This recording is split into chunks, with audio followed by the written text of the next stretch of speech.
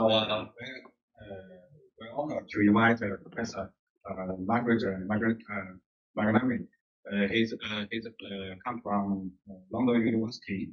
This time he will give us a presentation. The presentation that's first to introduce herself. Margaret is a professor in fire safety engineering at Lund University in Sweden. She has technical expertise in understanding the characteristics, environment impact of fires, and has worked in the field of fire and combustion research for more than 13 years.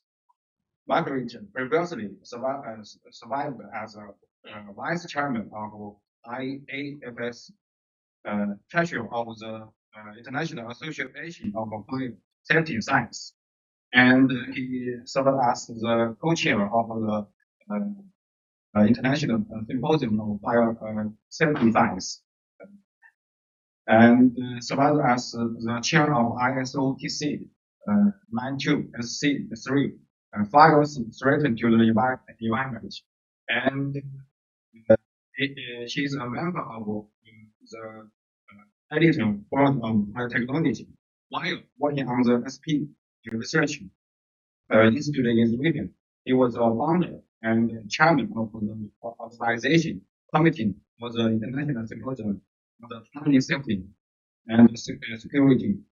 In 2023, last International Symposium held in Japan, Margaret was awarded the famous Sjölin Award for the excellence in fire safety science, and award as the Drysdale Award for the Vice to International Association of Fire Safety Science, and many he published many papers, and he focused on his research on the fire safety and sustainability, in particularly related to the fire safety challenges in building environment due to the climate change. His presentation title is the project in support of sustainable fire safety. Let's welcome Professor Margaret to give us a lecture. Thank you. Thank you, Faye, for your very kind introduction. As you said, my presentation today is going to be about giving some insights into some projects that we've been doing in support of sustainable fire safety. As you saw before, Lund University has 9 faculties. One of those faculties is the School of Engineering, which is also called LTH, in case you see that at times and are a little bit confused. We have a staff of more than 8,000 employees and around about 40,000 students. Now, I'm not actually sure how large many of the universities are in China, but for Sweden, this is one of the largest universities. We're also, according to the QS rankings in worldwide, then we're one of the 100 top-ranked universities in the world. I just want to note, seeing as we're also proud at the moment, that 2023 we actually had our first Nobel Prize in engineering, and it was Professor Anne Lullier who received the Nobel Prize in physics together with Pierre Agostini and Ferenc Krauss. And she received it for experimental methods that generate attosecond pulses of light for the study of electron dynamics in matter. But she's actually the 6th Nobel laureate that the university has. The other Nobel laureates were in medicine and economics.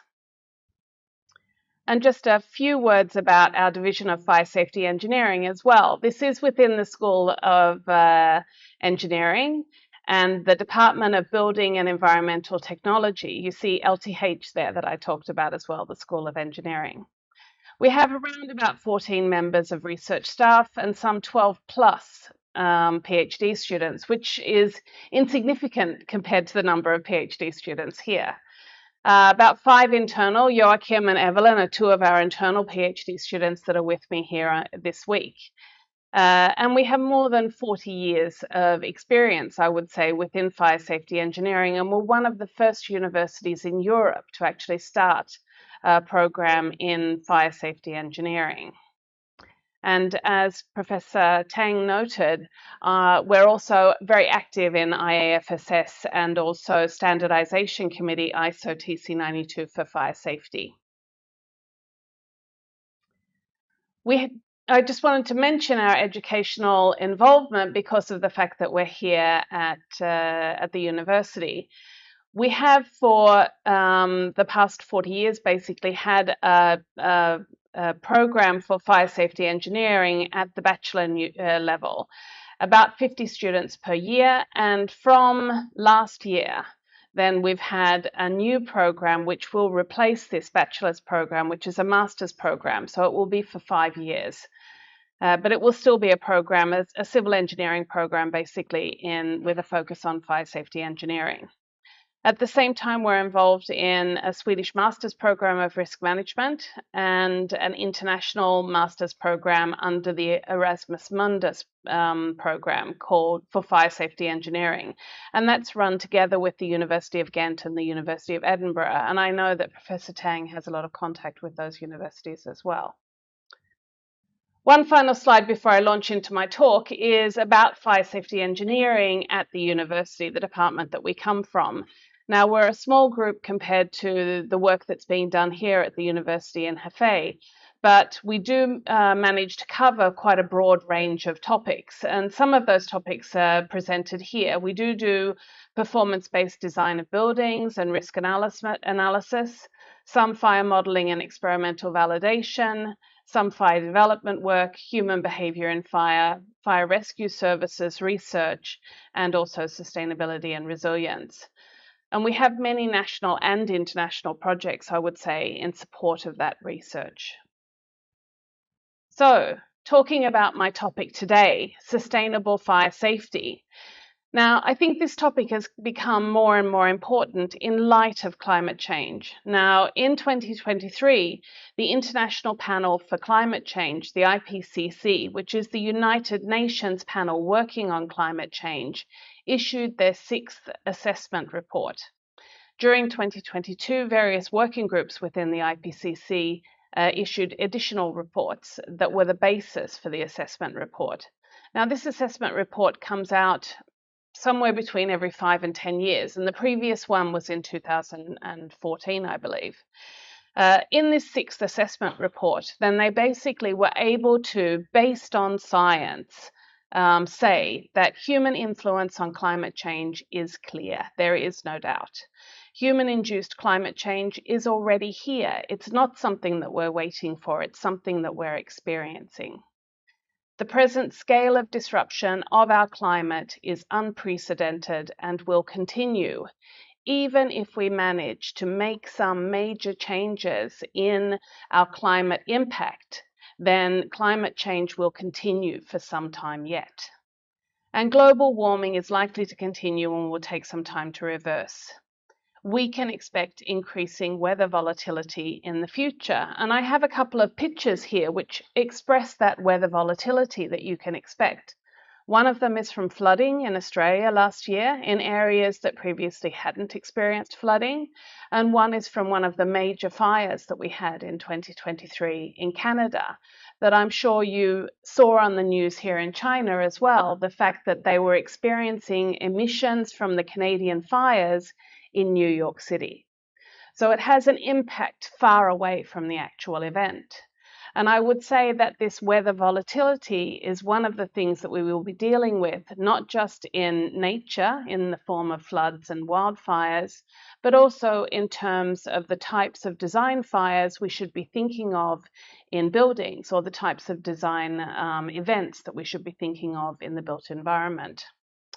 So human causes of climate change are clear, but what are those human causes? And one of the things, if we try and boil it down into something very short, then we could say that unmitigated use of resources and their associated emissions are probably one of the greatest human impacts on the climate.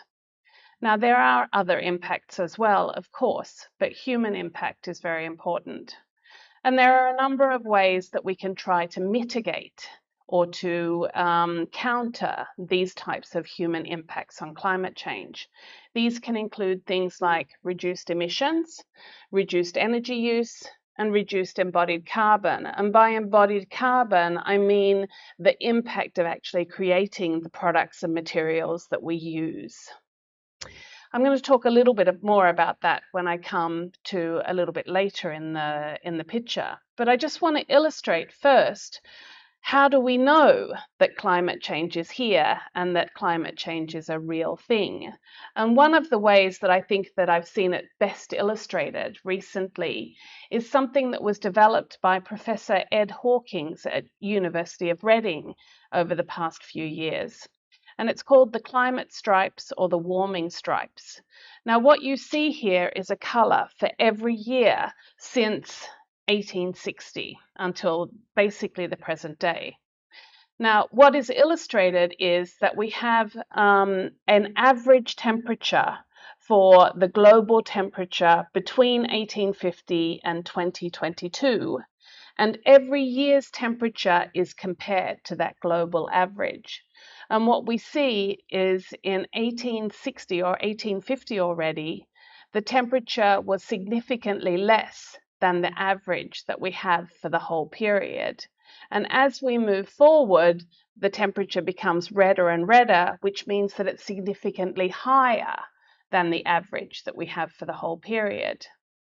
Now, as you can see from the different colors, if it's bluer, then it's further below the average. If it's redder, then it's further above the average. That we do have both cold years after warming has occurred, and we have warm years before warming has started to occur.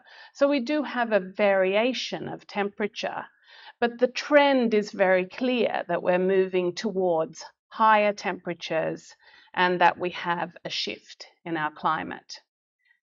Now, this is a basis for some very real changes that have been taking place in how we build buildings since the late 90s. In the 90s, a number of extra regulatory systems were developed. And by extra regulatory, I mean that those systems are voluntary. So as opposed to, say, fire safety regulations that you're required to conform to as part of a building design, these systems are something that you can choose to conform to. And these systems were purely developed to support sustainable buildings. So they do not have an eye on safety, and in particular, they did not have an eye on safety early. So the focus in these types of systems is to reduce electric lighting loads, reduce mechanical heating and cooling, use alternative or renewable energy, increase thermal insulation, use green and blue roofs, reduce construction material, increase use of more sustainable materials, increase use of recycled materials, and reduce construction waste. Now, all of these different things and others, all of these different things focus on what I was talking about, those ways to mitigate climate change. They focus on reducing energy use. They focus on reducing material use. They focus on reducing embodied carbon. Now, they do this without considering what the safety implications of those changes mean. And I was involved in discussions with the US Green Building Council in the early 2000s, where we asked them, could they consider fire safety as something that you could earn points for? If you choose to have a low embodied carbon material, for example, should you also consider what the fire safety of it is? And their answer at the time, and I would say for decades after, was that fire safety is a regulatory process. It's taken care of by the regulations. So we will leave it alone. We don't want to consider fire safety. All we want to consider is environmental safety. But, oh, sorry, wrong way. But what we've seen is that this is not enough. By only making design choices based on sustainability to try and use lower embodied carbon, greater insulation, alternative energy sources, alternative material choices, then we've seen some very spectacular fires. And so there are things that we need to do that consider both sustainability and fire safety to ensure that we have both sustainable and safe buildings. Now, I think everyone would agree that we don't want to return to a situation where we don't have sustainable buildings, but at the same time, we don't want to see spectacular events like the events that we see here moving forward. We want to ensure both sustainability and fire safety. So what I'm going to do now is talk a little bit about what are the work that I've been and that relate to fire safety and trying to create sustainable fire safety. Now, the first example I'm going to talk about is about new material, whether or not phase change material is a solution to the indoor air environment, and it can be done with fire safety. And this is something that Evelyn also has worked with me on. Then I'll talk about reuse of material with fire safety requirements, whether this is possible. And then finally, I'll end up with talking about a model or a methodology that we've developed to look at the creation of a decision-making tool, if you will, for design of sustainable and fire-resilient buildings. So let's start off with the first example. I keep pressing the wrong button. Phase change materials in buildings. So this first example was a literature study that Evelyn led and that we worked on together.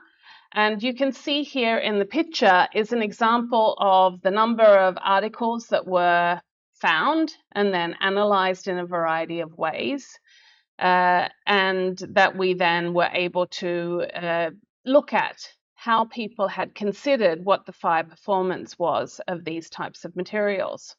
But firstly, phase change materials are used to facilitate a stable indoor air requirement and to reduce energy needs for heating and cooling in buildings. So to improve the sustainability of the building, basically.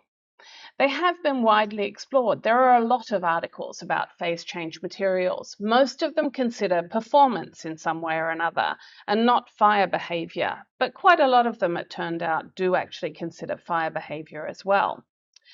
There are typically three groups of phase change materials. These are organic, inorganic, or eutectic. And eutectic are basically mixtures of the organic and inorganic.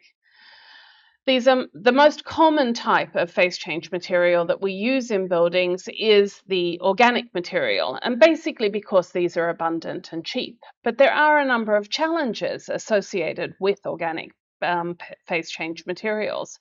And perhaps the major challenge, and certainly the challenge that we were interested in, is the fact that these materials are flammable, as I wrote here. Now, as we did the literature review here, you can see that there were basically 78 studies that were identified as being eligible for additional study because they all dealt in some way or other with fire safety. And after these had been reviewed, an additional number were removed, and a final 51 studies were the ones that we included in the literature review. And what we found in the literature review was that most of the studies focused on experimental investigations of some sort. All of the studies focused on small scale, some of them maybe you could call them medium scale experimental investigations. All of the studies that we included in our evaluation considered fire performance, but although a few of them mentioned fire classification, none of them actually did the types of experiments you needed in order to be able to assess the fire classification of these materials. And none of them attempted to try and predict the fire performance or fire classification of the materials. So that was what we did. We actually looked at it and tried to predict what the fire classification of the materials would be, and found that for most of the materials that had been studied, there were real problems in fire classification. They were classed as very low, which means that they could be used in situations where there were no high fire performance requirements, but they could not be used in situations where there were fire performance requirements. Now we can see from the two figures as well that the top figure shows us that most of the publications have actually been in recent years. So this is a topic which is becoming increasingly interesting, but still there are a lot of things that need to be resolved if we're going to use them in fire required applications. And also interestingly, we found that a large number of the publications are coming from China. So there's a great interest for phase change materials here. Okay, I'm going to go on to example number 2. The second example is reuse of products with fire safety requirements. Now, it turns out that the construction sector in Sweden, but this is actually true of the construction sector basically globally, generates approximately 40% of Sweden's energy use and large amounts of both material use and waste flows. So there's a lot of stuff being used in the construction sector. And by 2030, Sweden has decided that 70% of all construction waste must be reused, material recycled, or used some other way. And this is in line with EU regulations. So there are other countries in the European Union that are working in the same way towards this goal. So the reason for this is the fact that the climate impact of reused material and products is much lower than for new products. And another thing is that this also encourages the construction sector to move away from linear types of business models to more circular types of business models. And by reuse in this context, we mean basically that a product or component that has previously been reused, we mean that a product or material that has previously been used is reintroduced and reused with a minimum of renovation. So it's not been broken down to its basic chemicals. It's not been broken down into pieces and then used in the production of something else. It's been cleaned, maybe some seals have been changed, but not a lot has been done to it. That's what we mean. Now, some of the motivation for increased reuse is based on things like this. We have Agenda 2030, which is something that was developed by the United Nations. We have something which is called the European Union's taxonomy, which requires us to reuse. There are significant efforts around the world to work on climate adaptation. That's also pushing people to reuse. In Sweden, at least, we have an effort on public procurement, which is asking public organizations, government organizations, to, when they're buying things, to say that they want a certain percentage of it to be reused material. And the reason for this is that there is a potential for a significant impact on the carbon footprint. Now, the picture you see here, this shows basically the carbon dioxide equivalents or the carbon footprint for a concrete frame building. And as you see, the large majority of the impact is from the frame. So if we could reuse elements from the frame, then we have a significant potential to reduce the overall carbon footprint of the building. Now, it's different for different types of buildings, but if we look at it a different way, I didn't put a picture in of this, we can see that also a large portion of the carbon footprint of building construction is from the production of new material and products. So if we can reduce the costs, the carbon dioxide equivalents of the production of new material by reusing old material, then we make a significant impact on the overall carbon footprint of those buildings. Now, in the project, we looked at a number of different building projects and interviewed the people that were working on these projects to ask how they had worked with reuse, because all of the projects that were chosen had tried in some way to work on reuse of building material. The first project on Solarindrum was an extension and renovation of a building. The two next projects were demolitions, basically, where they were trying to retrieve material from those to use as material in new buildings. Then there was the Swedish housing agency, which is building a new head office in Karlskrona, so that was a new build. Rehus or Rehouse was a new build, and then there's a preschool called Hope, which was a new build. So I'm not going to be able to go through all of what we did in this project. I'm just going to give two very quick examples. But we looked at these different products as well: fire doors, acoustic ceiling tiles, fire ventilation products, structural steel, and structural concrete. And what I'll do is I'll give a couple of examples: fire doors and structural concrete. But first, I'd like to go through the process that we developed in order to be able to help builders or regulators determine whether or not a product with fire safety requirements is suitable for reuse or not. So the process was divided into 5 basic steps: identify properties, determine properties, verify compliance, dismantle, assemble, and finally management and maintenance. So in the first case, the person who is basically running the construction project needs to ask themselves, is a specific product suitable for reuse? Is the product in good condition? Can the product be disassembled or reassembled without damage, so that we can make sure that the product is actually performing the way that we expect it to?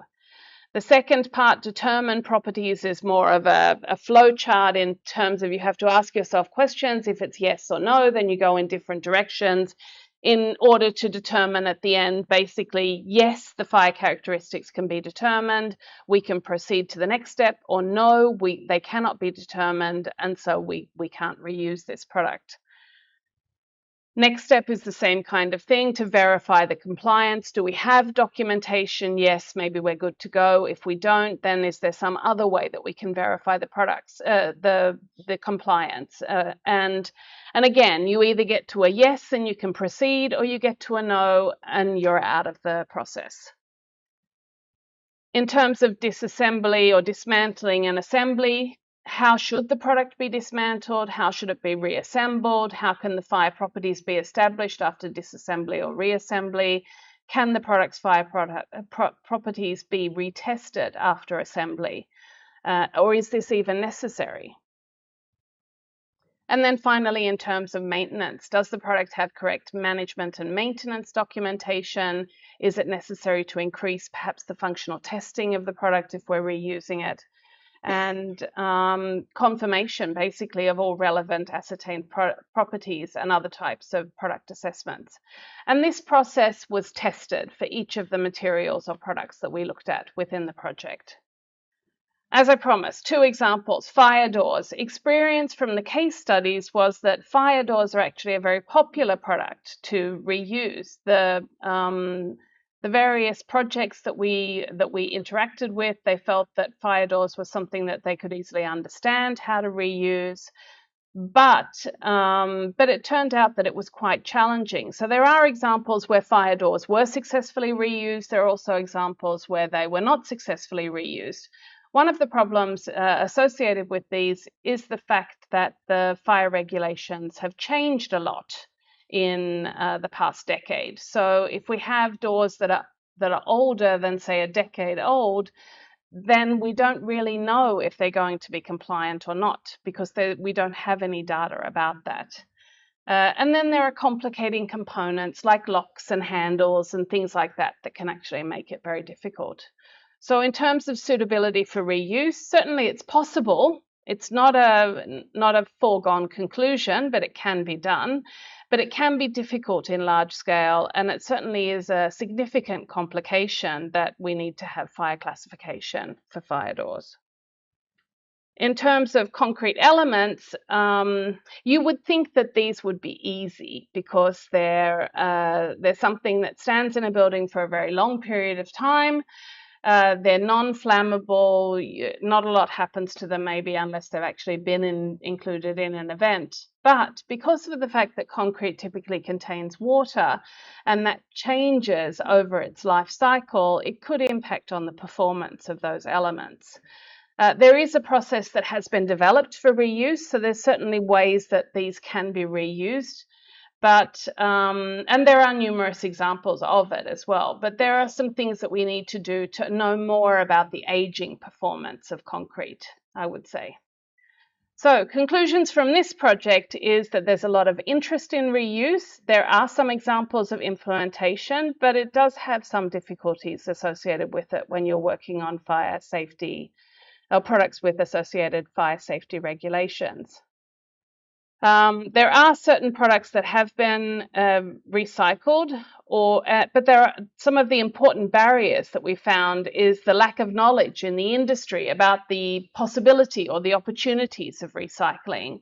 And another one was the uncertainty associated with how a product performs after it has been aged. So that can be a matter of trust. So my final example, I hope I'm not taking too long. Faye, is it okay? We're okay? Good. Is about the safer built environment concept. So for a number of years now, I've been developing something that we call sustainable and fire resilient built environment, together with Brian Meacham and others now within our department. And sustainability advocates promote alternative energy sources, additional insulation, passive ventilation, and so on that I talked about in previously. And fire safety advocates promote robust, often multi-layered building and occupant fire safety. And a sustainable and fire-resilient building approach or built environment approach, it's about balancing between these objectives and trying to make sure that we consider both of them at the same time, as opposed to taking a siloed approach. So we had a project here as well where we were doing a literature study to begin with. We identified different green attributes or green materials that were being used in sustainable buildings and the risk factors associated with that. We reviewed different methods of risk characterization and assessment, and we collected stakeholder input in order to be able to provide or develop an expert tool. If I move on here, one of the things that we did was we checked or we went through different types of risk assessment methods and determined that basically we needed some kind of a quantitative or semi-quantitative risk assessment type of method. And in the end, we worked towards a multi-attribute decision-making type of tool. So one of the highest levels of detail, and also creates quite a high level of effort as well. So in order to be able to do this, we used an approach that was basically based on a Delphi approach, where we had a questionnaire for experts. They provided input. We did an analysis of their input. If it was, normally you would, if it was, there was consensus reached, then you would be done. But we went down, had a reformation of questions and a new round of expert input. But in fact, we didn't do it until we had full consensus within the group. It was just a proof of concept that we did here at the moment. So we did 2 rounds, basically, of expert input. What we developed then was an analytical hierarchy process type of risk assessment tool, which was based on this tiered assessment of decision making in a building. The highest level is the policy level, where we had a policy that we wanted to create a sustainable and fire resilient building. The next one was the objectives. Next level is the objectives, which was objectives about sustainability and fire safety. The third level are a variety of strategies that we could use in order to meet the objectives. And then the fourth level is basically a variety of building attributes, which were then feeding into the strategies that were feeding into the objectives. that were ultimately feeding into the policy that we wanted to create. And actually, there's a sub-tree structure here as well, which I couldn't draw on one slide, but you could say we've got the policy at the top, as I said, objectives, strategies, attributes. Then there are things that we call survey items that are basically details within the attributes. And for each of the survey items, we had to rate all of these in terms of sustainability and fire safety. And there were some 100 and something different survey items that needed to be rated by all of the experts that were involved. And they had to rate them in terms of this scale from 0 to 10 in terms of their relative fire importance, and in terms of 1 to 10 in terms of their relative importance for sustainability. When this was done, then they needed to be basically the sub-attributes needed to be added together into the attributes, and then ultimately a score for fire safety and sustainability could be based both on the score for the fire safety or the sustainability of the attributes, and then the relative importance of the various attributes in the building. That's all the detail I'll give for the moment. I've got references at the end of the presentation so that you can see more. But we did a case study, and basically it was an apartment building that we looked at, 3 different design options for the apartment building. And based on this methodology, we were able to see comparisons between how fire resilient the construction was or how environmentally stable the construction was. And then we could also see differences in the sustainability and fire resiliency overall index, if you will, for each of the buildings. So you could see how the design choices that you were making could impact on the sustainability and fire resiliency of your building. Similarly, you get this type of diagram for the various attributes. Okay, so in terms of developing a framework, we were able to get it to proof of concept. We could show that this is possible. That the method is possible to do. The expert input was able to bring us to this level. We need more expert input in order to be able to improve the robustness of the model. We'd like to apply it to different types of buildings, and maybe we need to adjust some of the various attributes in the building or some of the strategies and so on. So, final picture, are we doing enough? I mean, clearly work is being done. I only gave 3 examples of work that I'd been involved in. There are so many other people doing important work within this field that I think has come into focus a lot in recent years. But I think there are 3, if I was talking about 3 examples of things that I was doing, I thought I would finish with 3 examples of things that I think that we need to do more, that we're skirting. One of them is aging. This is a really difficult question. If we want to be reusing things, how do we know that the new life cycle is going to perform as well as the first life cycle did?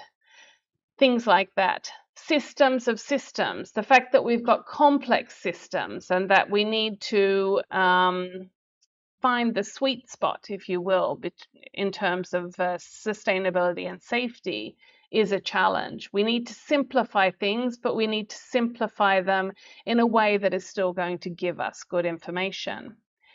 And then finally, interdisciplinarity. I think we need to work more between disciplines and together with people that maybe we're not used to working with in order to be able to find new ways of approaching different questions.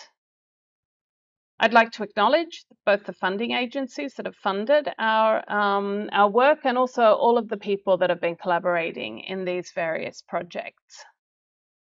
And finally, some references. For the first piece of work, there's an article under review right now, so that's not available. The second piece of work, there is a publication in Fire Safety Journal from the conference in Japan. And there's a much more meaty report available as well than the publication, but it's all in Swedish, unfortunately.